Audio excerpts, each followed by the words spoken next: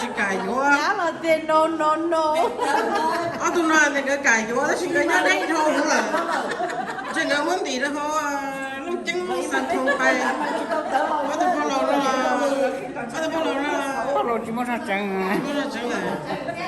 Chị cho tôi nói này. Tôi nói mà chỉ tránh lên đó, chỉ nên nói chỉ nên là tôi nói chỉ tránh ý chỉ nên.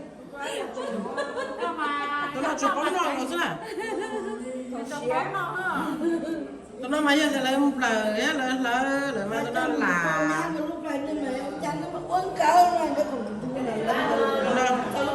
tôi nói chỉ cái đó. Tôi nói sao chạy rồi. Ô lấy gì à? Anh này là chú tao hồi nhiều cho là một có khỏi in là ở làng chú bắt bè á. Ở làng chú bắt bè nè. Tao có ôi hết tao có tránh này có non nè. Chứ nổi nhở? Ôi Nổi cho cô ta sẽ trộn. anh nói là shit chê cho tao hồi nhiều là rồi. Đây mà shit chê vô á, tôi xin cho tôi chân nó nói shit chê gì vô. Chê chỉ cái vô tới nhiều nó thế nào nó thì vô ca đó. Tới nhiều mà vô ăn ca.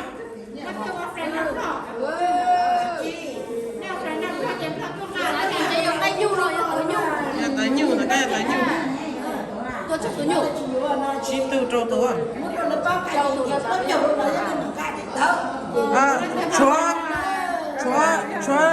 Chúa lúc freezer phải nè. Là. Nếu không chị chè lúc freezer nó đi chụp này. Chả bao luôn à. Chả rồi.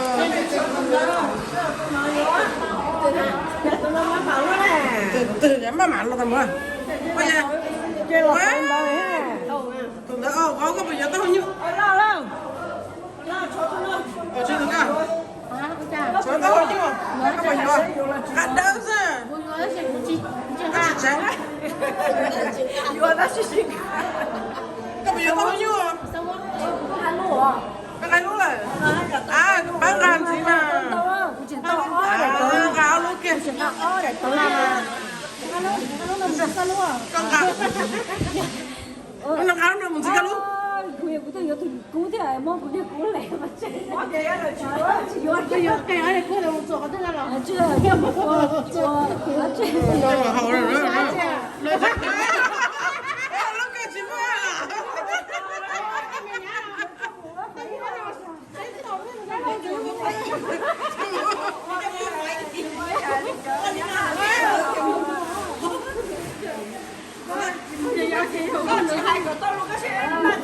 Các bây giờ chơi, các bây giờ ăn gì các lúc này? Bán gà. Tôi nói nó chọc nữa. Lúc nào mà mò má? Nó mò nó sẽ bị tụi lầu. Lầu xả. Ai nhá, ai nhá.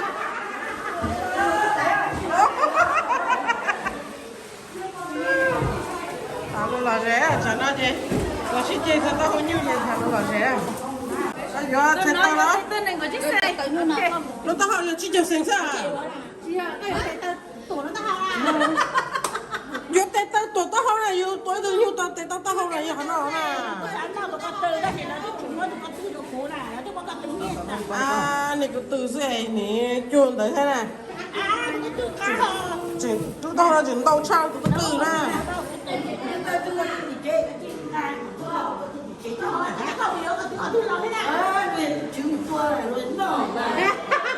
Ồ.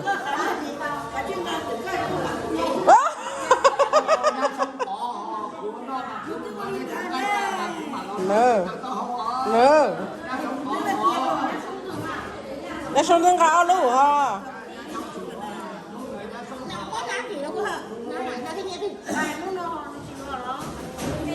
Bán gì à? Này nè. Cho thầm món này vô ăn ra. Bán nha. Cho thầm món này vô.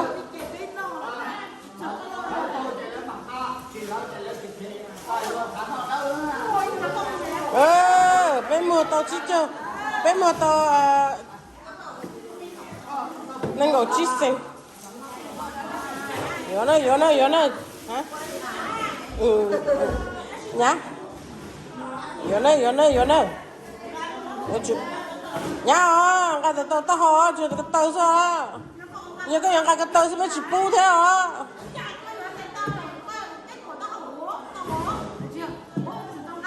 Cái yo chúng cái tao ho. Ta kỳ mà của sao cái gì cho tao ho thế? Nhưng bỏ cái bỏ mà. Còn nhiều chuyện nè. Là cho sao cho họ sao mà cho họ khá mà. Cái cũng chỉ nhớ gì luôn. À chỉ là Mary. À nhưng mà cái cũng muốn nó mà. Cũng muốn cho mà cái này. Không chết rồi.现在都开了，一个人我给个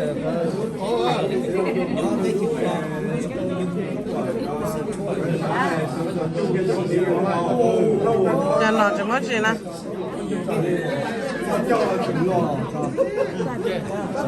Ok, lọ chi rồi đó. cho Chi rồi, chi cái nào?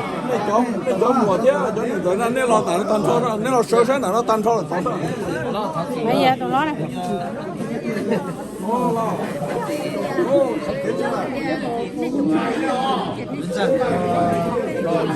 Cho nó mà dùng tiền đó. Nó làm lợi đó. Bây giờ nha, nó chưa mùa à.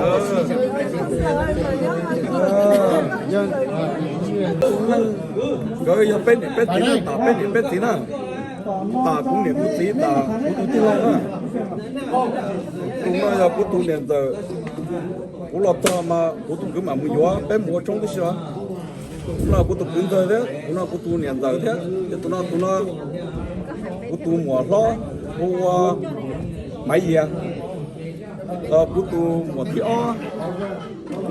có thể có về cái Nó muốn đâu đó.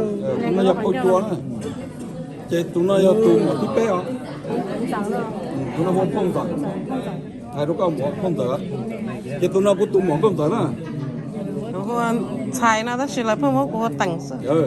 chế tụi nó mà không mấy mẹ mà bé muốn được mua máy tỉnh nó ta chỉ luôn bên này thì bé thật kỳ mua xài nữa hay lúc ông không nó chỉ ta đi nó tụng cứ nói cái gì mà tôi làm cái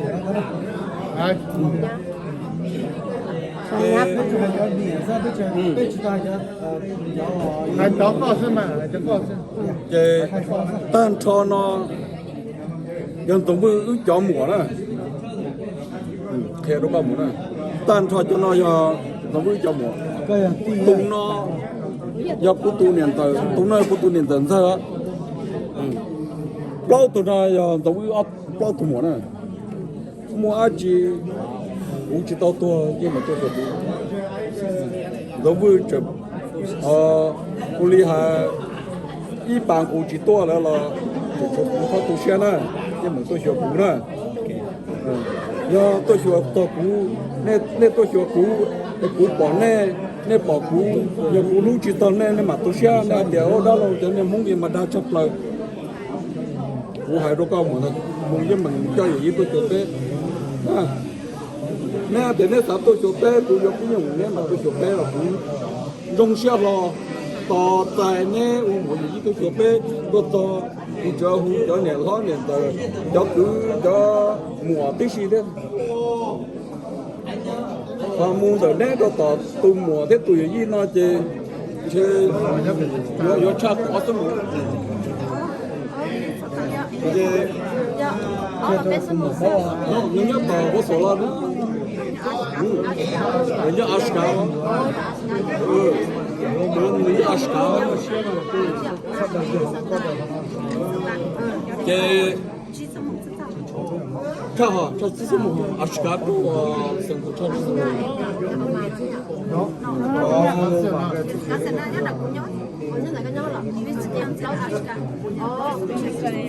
cái theo đó có muốn là tụi nó giờ này ti có bữa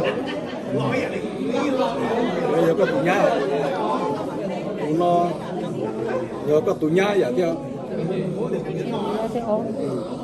về tụ nói giờ tụ nhá thì o tụ nhá bản rùa Yang cũng đó. nhá giờ tụ nói đó về có tụ đã lâu tí pe có tụ đã lâu rồi Ra lòng rồi. phải nấy lúc bây giờ mất điều phải nấy chế tu phải nấy tụ nói chế cho nó bao tụ mà giờ biết theo tập tàu chế bé trên này bé tụ ti lâu nó xỉa chế bé một trong cha ta chỉ mà nó ít khi tối đây tôi chơi chế lại họ chỉ lo chế cho và khi tôi và họ lử lo cho họ để trên này nó chế số cho nó thôi giờ theo cái Cái trống vào với mỏ. bé trong hàng ngõ Cái đại gia cho trong cửa. bé trong hàng Bây giờ ngõ có. Bé tụi nó giờ có. Bé tụi nó cho nụ trong đó. Cho sơ tờ khác có nhiều. mà tôi nhung rồi thì tổ á Nó nói như cái chỉ nụ đó đó. ít tung qua thôi mà chỉ tôi biết nó Thao tụ xe. Nó rộng xe rồi. Cơ rộng xe rồi. thoát tổ xe Cơ rộng xe. Bé trên trong à. Nó chỉ tao lọt thật. bao giờ cuối tung mùa nhưng mà tôi thấy cái đấy mua á chỉ bây giờ không có nữa nhưng chỉ cũng mà làm gì đó cũng phải không mua á chỉ vô cái gì này nè我先老从白老buồn东湖Bây giờ bé tiền lâu nhỏ đồ là giống như thực cư đó. lúc bên đông湖nó tôi tết tết bị tết mà tết đâu nữa bây giờ chúng ta có có cái tổ xe này Thao tụ xe là nó. cái chung thì nó cái chỉ cho là đầu trên nên gì cho nó chỉ lấy tiền của nó cũng là nó cho tí tô mà bên chỗ hàng là bên chỗ thực tiền chỉ được xem này tôi không theo Cho nó cho cái kia rồi. Cho nó giờ cái lần giống như cho mùa đấy cho đúng chưa? cho nó về Có kia hả? Tôi cũng tin mà chết trong à. Này cho con tôi tin. bây giờ thì nó tiền rồi cái bên chỗ hàng đó Tin lòng cái chữ thế cao là cái chữ thế cao là có tổ xe đó con nó. có tổ xe nó làm họ cũng Thế cao tỷ nó tổ xe. Cái chữ có được tiền này. chỉ giờ thì bây giờ nó có sinh hoạt ở nội dung này bây giờ chỉ sao nó có nhà bếp mà cũng sao để có chỉ cũng chỉ đó Coi yo ti rồi chứ coi yo tụ ma đó. nhà bếp mà cái gì chỉ đi là Bé chỉ bao hay tiền chúa co nè.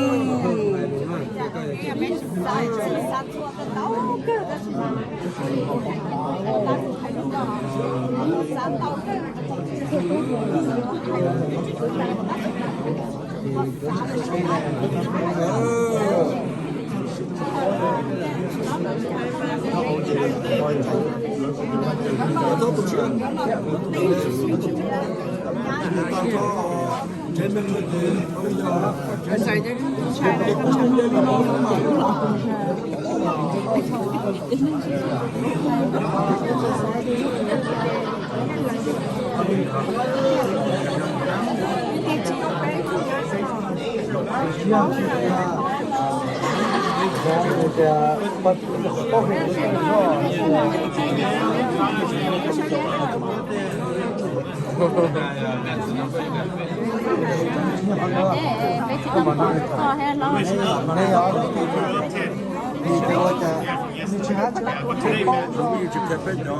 Bao giờ phải đấy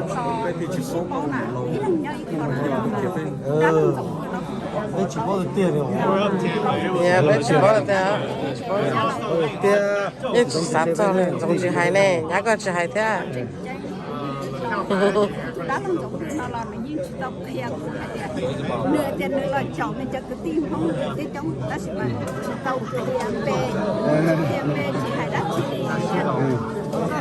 cho sáng giờ lý sẽ nó không nhau lại chỉ trong mình không chạy nhau lại như hành là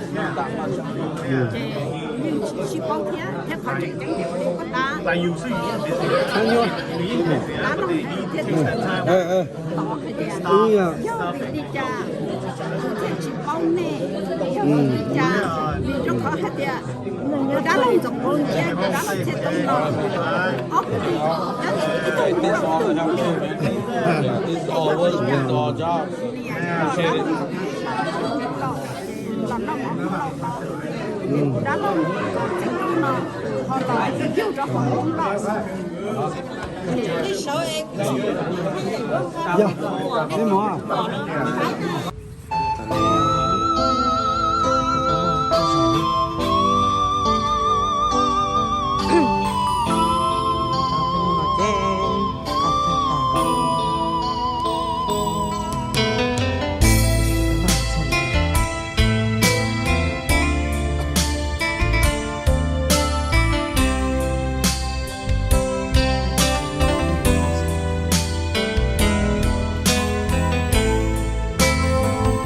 lưu nắng trao lo ya tu đến từ chỉ mua khó từ yua lo pi tao chùa mua yua thao mu là ru ru yua chỉ mua nu thì tao cho lo nhỏ nè nu nọ ya kiếm bao xua tranh chỉ mua chùa trừ tao sầu ya chùa do thiệt xa lo biết tao sư chỉ một lần từ thì tao cho lo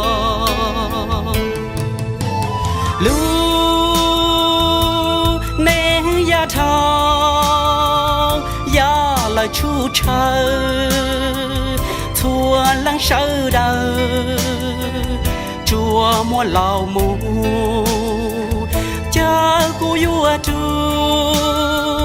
chỉ tàu giá ta cô vua cho ta mua chú lò pi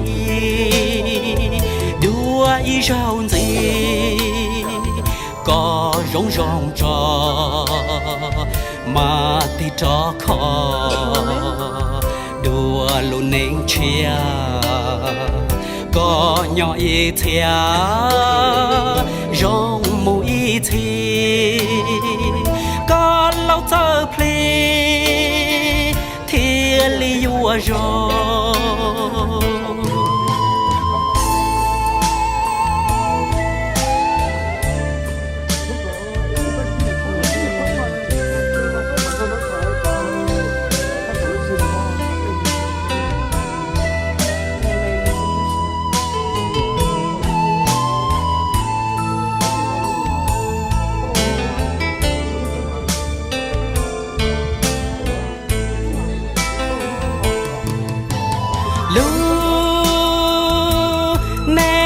thao ya là chú trời thua lăng sơ đời chùa mua lầu mù cha cô vua chú chỉ tàu giá ta cô vua cho ta mua chú lò pi đua y rau gì có rong rong trò mà thì trò khó đùa luôn nên chia có nhỏ y thia rong mù y thì có lâu thơ pli thì li vua rồi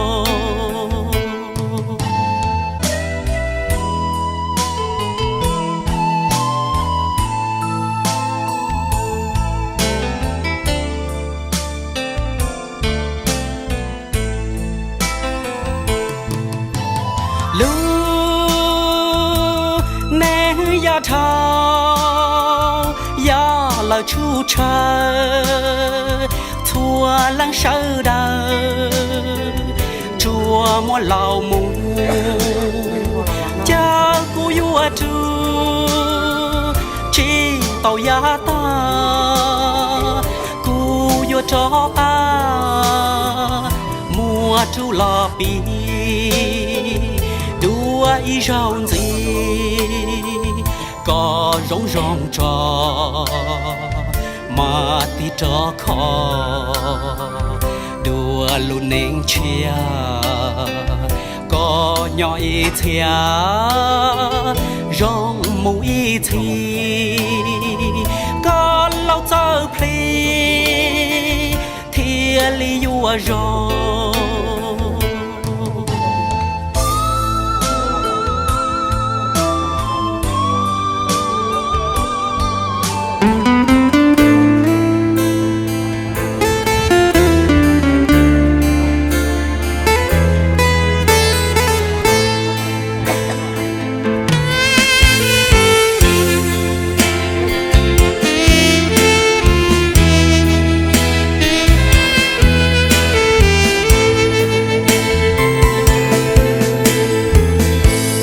nếu có tao từ cả mò về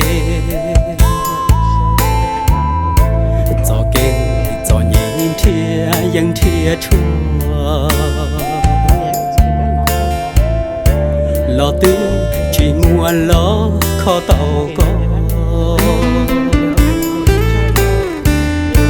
ê có thiệp lo rung dàn thứ chúa chúa lo y vua hao cu lu neng xin nu có tao tu mòn tớ lo thiệt chúa lo khó lo tư trí rong vì gió gió mong lo vì đã chuyện cha du chỉ khi còn cho cũ nhỏ ê vua mò trâu có ý lần nghe vô đầy tơ lo gió gió mong ê vua lo sông tao có ý lần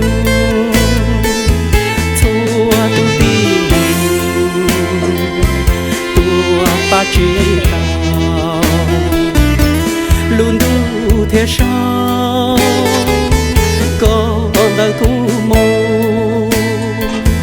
uống cho thua tu lưu của mùa bò xin nếu có tao cho cú bò trên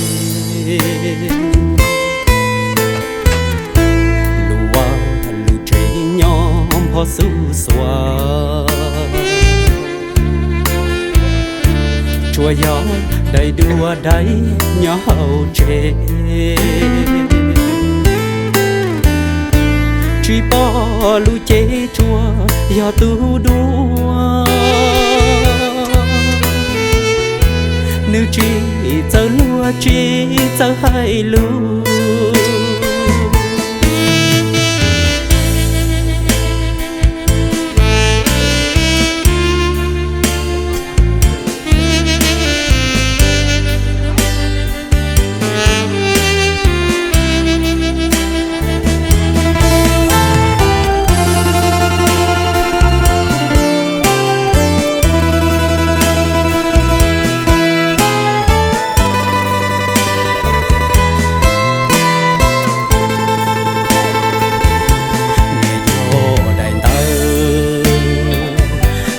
gió gió mong ê vua lo sông tao có ý lần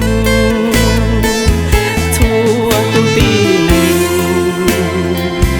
tu ba chỉ tao luôn đủ thế sao còn đời cũ mô ôi trao thua tu của mùa bò xin nếu có tao cho cú bỏ chê lù vào lù chê nhóm họ su xoa chùa gió đầy đua đáy nhỏ hậu chê chỉ bỏ lù chê chùa gió tu đua nếu chỉ chờ lúa chỉ chờ hay lúa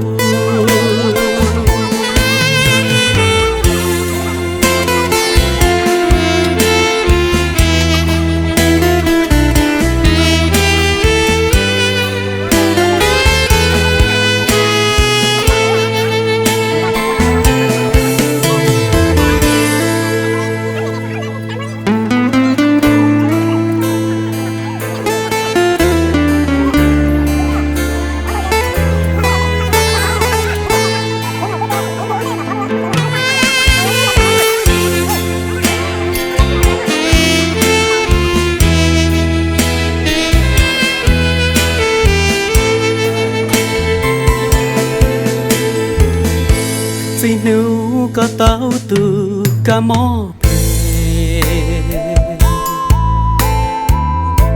cho kê cho nhìn thia yang thia chua lo tư chỉ muốn lo khó tàu có ê có thiệp lo rung dàn thứ chúa chùa lo ý vua hao cu lu neng xin nếu có tao tu mòn tao lo thiệt chùa lo khó lo tư trí rong vì gió gió mong lo vì đã chi chờ dù chỉ khi còn cho cũ nhỏ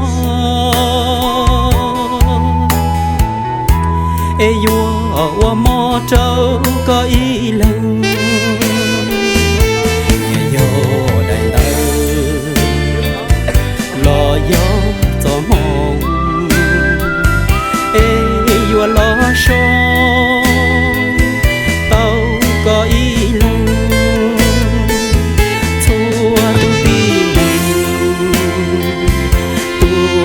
chỉ tao luôn đủ thế sao có đời cũ mô uống cho thua tu lưu của mùa bò xin nếu có tao cho cú bỏ chê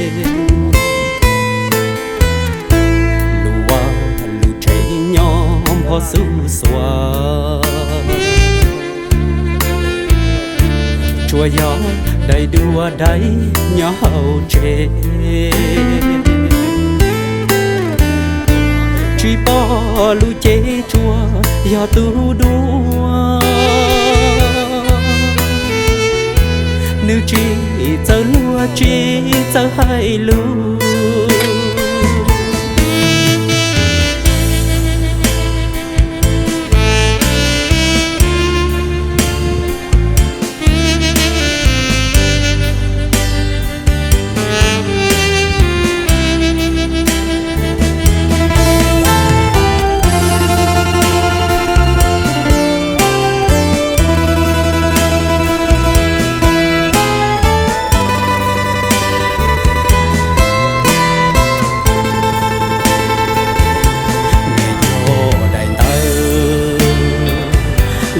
gió gió mong ê vừa lo sông tao có ý lần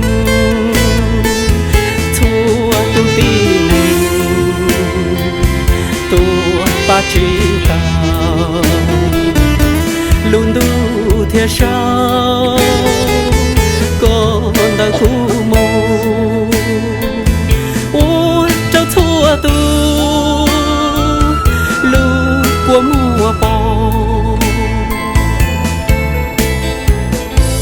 xin nếu có tao cho cú bỏ chê lù vào lù chê nhóm họ xứ xóa chùa gió đầy đua đầy nhỏ hậu chê chỉ bỏ lù chê chùa gió tu đua nếu chỉ giờ lúa chỉ giờ hay lúa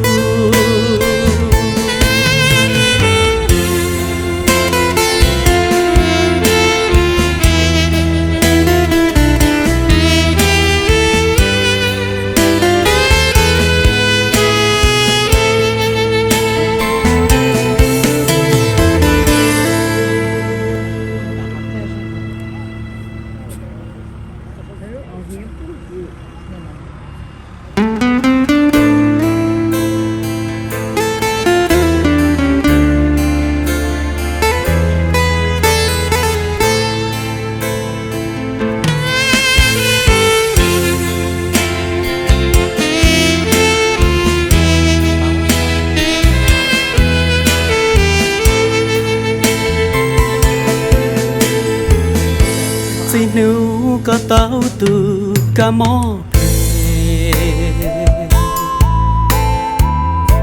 cho kê cho nhìn thia yang thia chua lo tư chỉ muốn lo khó tàu có ê có thiệp lo rong yan thứ chúa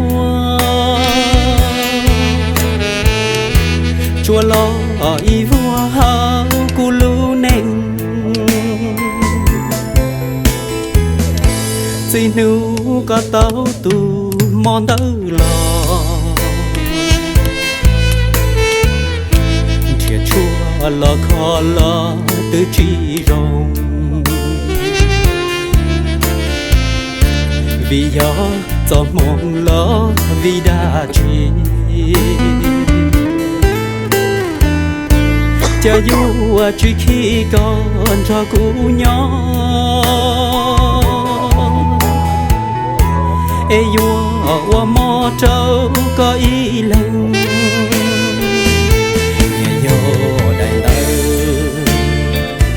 lo gió gió mong ê vua lo sông tao có ý lần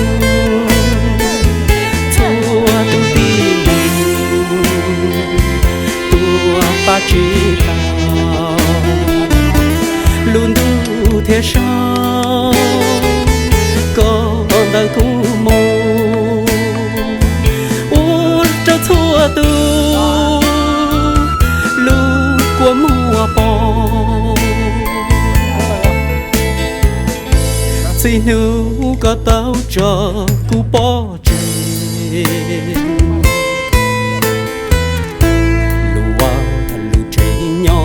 họ xứ xóa chùa gió đầy đua đầy nhỏ hậu chê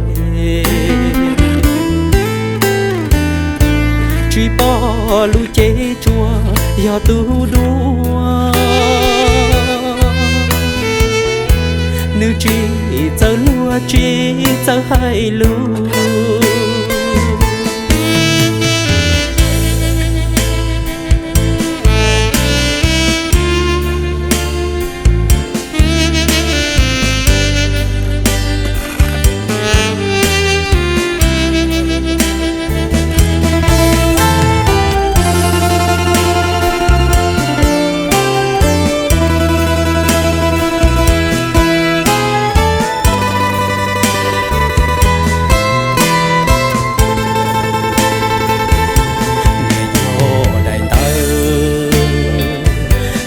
gió gió mò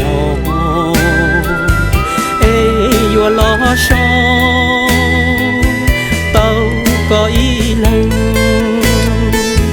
thua tu tin tu ba chỉ tao luôn tu thiệt sao con đã cũ mù ôi trao thua tu lưu của mùa bò